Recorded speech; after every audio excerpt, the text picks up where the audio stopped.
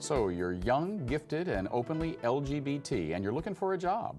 Where do you go for advice? Well, you may want to meet our next guest, author Riley Foles, author of the book Your Queer Career, the ultimate guide for LGBT people looking for work. Welcome, Riley. Thank you for having me. So how did you become the guru on openly gay people finding a job and keeping a job? Well, I'm not sure I'm qualified to be called the guru, but Yeah. I have spent the last 10 years working on LGBTQ workplace issues, mostly with LGBTQ college students transitioning into the workplace. So this book is kind of an extension of my past 10 years in the field. Right. Now, you know, just a couple of weeks ago, DOMA, the Defense of Marriage Act, was ruled unconstitutional. Prop 8 was overthrown in California. We've now got 12 states that recognize same-sex marriage. How do things like that impact being openly gay in the workplace, i.e., do the two equate? I think they do play an impact, and it brings visibility to our challenges that we're having at this moment. But I think the Supreme Court obviously got it right with their decisions, and now we need Congress to act to pass ENDA, the Employment Non-Discrimination Act, so that we can go to work as who we are and not be in fear of being fired or limited in our careers because of it. Right. You know, I think a lot of people, maybe our non-gay friends and allies, think, oh, well, now the gay community has won all their battles. It's over. But you mentioned ENDA. Talk to us a little bit about that. What is ENDA, and just how dangerous is it in certain parts of the United States to be open about your sexual orientation or gender identity on the job? It is really dangerous. I mean, in 29 states, you can still be fired for just being suspected of being LGBT or LGB, yeah. And then also transgender, we're talking 33. So you can be fired for being or even suspected of being. So there is still a lot of ground to be made here. The battle's not over. It's a piecemeal kind of right now of what the states are doing. And what we need is ENDA, a comprehensive national act to take us to the next level so that it doesn't happen from state to state. Right. So give us an idea of where would be the worst state to be openly LGBT on the job, and what would be the best? Well, I'm not going to give specific states, but I do. I imagine it's somewhere south of the Mason-Dixon. There is a trend that in the north or in the northeast, it's a lot better, and then in the southeast, during those kind of red state areas, that it is worse off. Right. Now, have you, in your research over the last decade, met some people with just horror stories about losing their jobs because they came out at work, or were suspected, as you say, of coming out? I have. I've read this article recently that described a man who was openly gay, but decided to eat lunch in his car because he was afraid of, if everyone found out, how would his coworkers react, how would his bosses react. So he isolated himself. And that's really awful because what is that doing for his self-worth personally and professionally? What is the organization losing in that employee? So I think there are cases out there. I mean, discrimination cases are, occurring, and there's something that needs to be done about it. Now, I imagine there are some job sectors where it is easier to be out or come out. I mean, we are here in Northern California where, my goodness, I think it's been over 10 years now that Apple and some other high-tech companies really kind of got in front of legislation and, and encouraged openness on the job. What are the best careers and the worst careers to be gay? Well, I think there's a misconception sometimes with like the aerospace or defense contractors or companies. Many of them are inclusive in their policies. Tech companies seem to be very inclusive, and that's great for our area. But also, maybe education or even, politics is warming up to having more LGBTQ representation. So I think those are all great areas to focus on.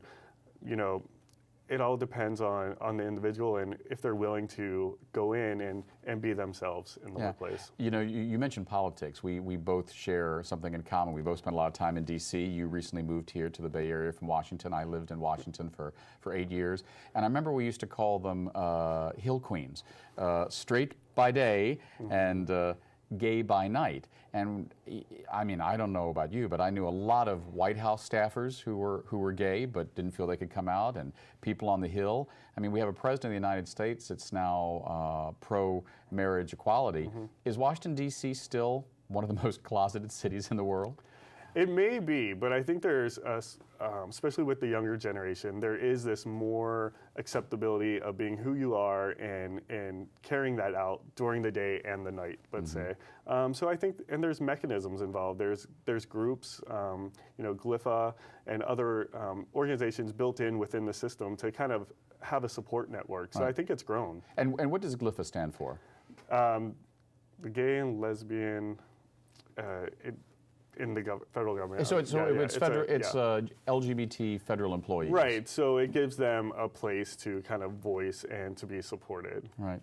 Now, in your research, did you meet any people, whether it's in politics or not, who gave you advice but still couldn't come out? I mean, it seems like every few months something comes up about some member of Congress being gay and he's going to be outed. That's still very dangerous for a political career. I think, what we've seen kind of moving in the way is that a politician will come, if you want to say, to our side, if a relative or if their son has come out or otherwise, and that seems to change their opinion, or at least their public opinion about the matter. So I think, being role models and being mentors and out there in the public is really important for the ones coming up. So yeah. I noticed that you dedicated the book to your mother in memory of your grandmother. Yes. In my life, my mother and grandmother were certainly heroines of mine. What did they do to help you on this path? I think not putting any limits on me. So I was able to be who I was. And even if I didn't know what that was at the time, they didn't put any barrier on me. So you came out to them early? I didn't, actually. I reference this in the book. I would be called a late bloomer. So I came out after college and a little bit later professionally. And I think the overall reaction was like, okay, so what's now? What now? Yeah. Now, this book seems clearly aimed at people of university age, college graduates. When I was in college in the early 1980s, boy, the idea of coming out was really scary. And my first job was in the federal government. And we used to talk about the pansy mafia. There were a lot of gay men in the federal government. Nowadays, I get the sense that it's easier for college kids to be out. Do you think there are still difficulties for college-age kids dealing with their sexuality? Well, I think in part that when they're at the university that they are living in this kind of bubble environment, which is very inclusive for the most part. And then one of our responsibilities is to assure them that you may not live in a place like Washington, D.C. or in California, your entire life. You may be transitioning, as we all do, around the country. And so you need to be aware of what's out there. But I do think it's easier. I think there's better support mechanisms in place. And that's a great thing. So I see students being more comfortable with who they are. And that kind of goes to the title, Your Queer Career. Using the term queer has gotten some eyebrows raised.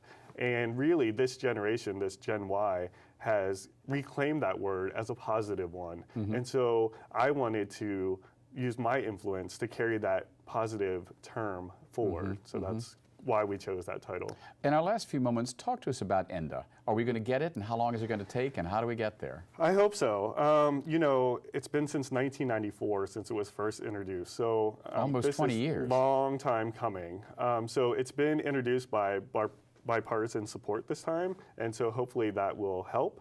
But it's stalled. I mean, it was introduced in April, early May, and it's been stalled. So we hope, but if not, the fight continues. Right. Now, explain to us, what would ENDA do on a federal level? So it would actually protect everyone across the country to not be discriminated against based on sexual orientation and gender identity. So no more would you have to piecemeal it from state to state. It's comprehensive, it's inclusive, and it's really something that needs to be done. Obama has an opportunity to actually pass an executive order on this issue, which he hasn't. He's been a great ally to the LGBTQ community, But he hasn't done this, so ENDA looks like our best hope. Right, and you know what? Presidents do some amazing things in second terms, so Yep, we'll see. exactly. We've been speaking with Riley Foles about his book, Your Queer Career. I'm David Perry. Thanks for watching. We'll see you next week on 10%.